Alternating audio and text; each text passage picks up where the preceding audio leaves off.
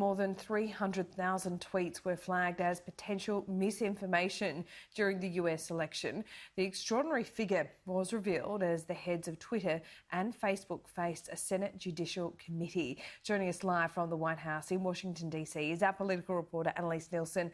Annalise, social media's role in the election is under scrutiny. We've already heard from Jack Dorsey and Mark Zuckerberg this morning. How are they faring? Well, they're certainly getting a grilling from both sides of politics, and their role in the election and what actions they took to stop the spread of misinformation while also not hampering freedom of speech is the real question that's being asked of them today.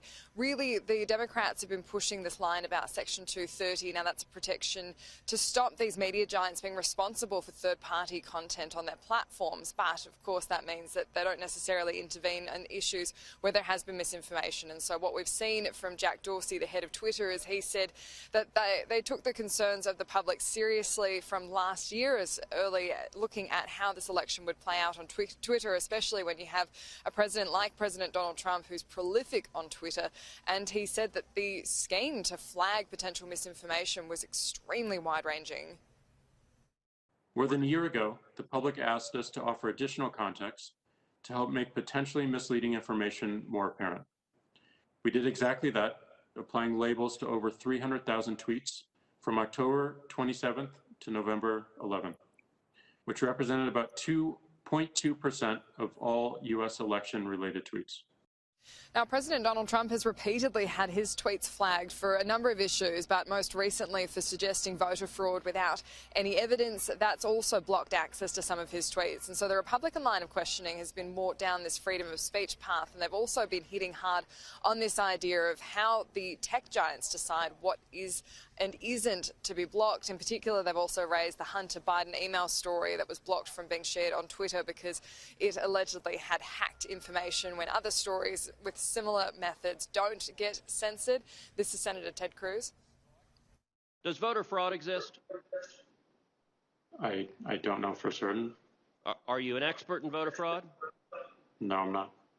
Well, why then is Twitter right now putting purported warnings on virtually any statement about voter fraud? Now, one of the other issues when we're looking at the safety of any election, especially one the size of an American election, has been potential ideas of voter fraud and also interference from foreign actors. And Mark Zuckerberg, the head of Facebook, was asked about this as well. We've built sophisticated systems to protect against election interference that combine artificial intelligence, significant human review, and partnerships with the intelligence community, law enforcement, and other tech platforms. We've taken down more than 100 networks of bad actors who are trying to coordinate and interfere globally. We've established a network of independent fact-checkers that covers more than 60 languages. We made political advertising more transparent on Facebook than anywhere else. Annalise, reports have also emerged that President Donald Trump was considering a strike on Iran just last week.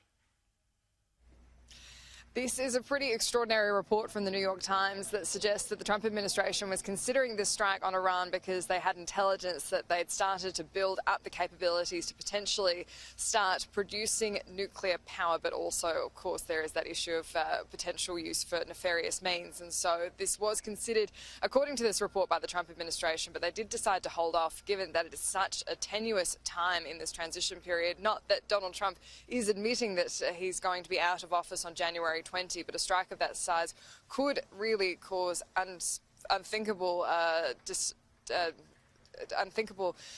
distrust in the Middle East, but also just a potential for real international ramifications there. So what we're seeing is the Trump administration holding off on that particular point, but it's certainly going to be front of mind for the Biden administration as they're looking forward to that January 20.